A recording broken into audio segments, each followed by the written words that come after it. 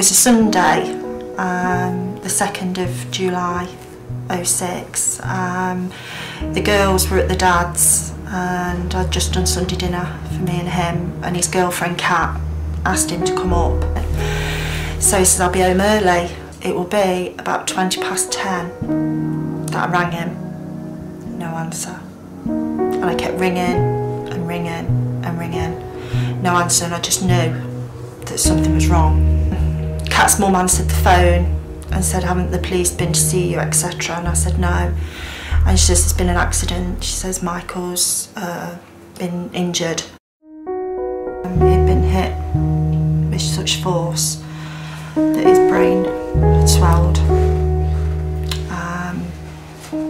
And he'd got a lot of bleeding. And they came in and basically told us that it wasn't looking very good for him.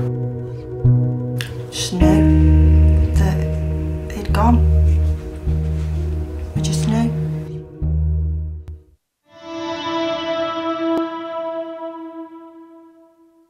The neurosurgeon came and removed his breathing tube. He carried on breathing for an hour on his own, struggled. Started singing to him, Nitmatave. Yeah. And all his family was there at 2:05. He just stopped breathing and he went. And it's the most horrendous feeling ever.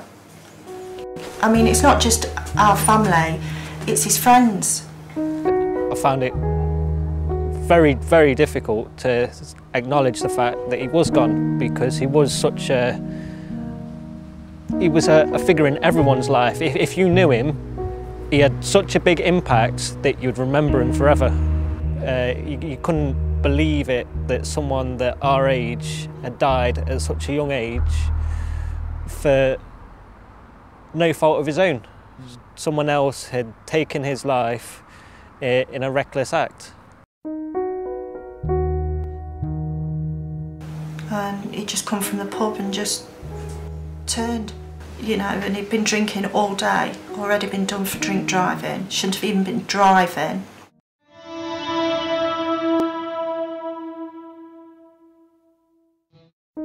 Just ploughed into Michael. To me, that's where Michael went at the scene of the accident, not in the hospital. Friends who would go to a pub, they'd have a few pints and then they'd drive. And before Mike died, I personally didn't really think much of it, because when you're young, you're quite naive and you do think, well, it's not going to happen to me, it's not going to happen to my friends. But as soon as it does, it's too late, and you then have to change your perspective on drink driving. If you see someone in a pub get into a car, you have to act on it, because if you don't, you feel guilty, because you know that they could just as easily do to someone else what has happened to our friend. You see him taking his first breath, and you see him taking his last, and it won't be shit on anybody, not anybody, and it's just not fair.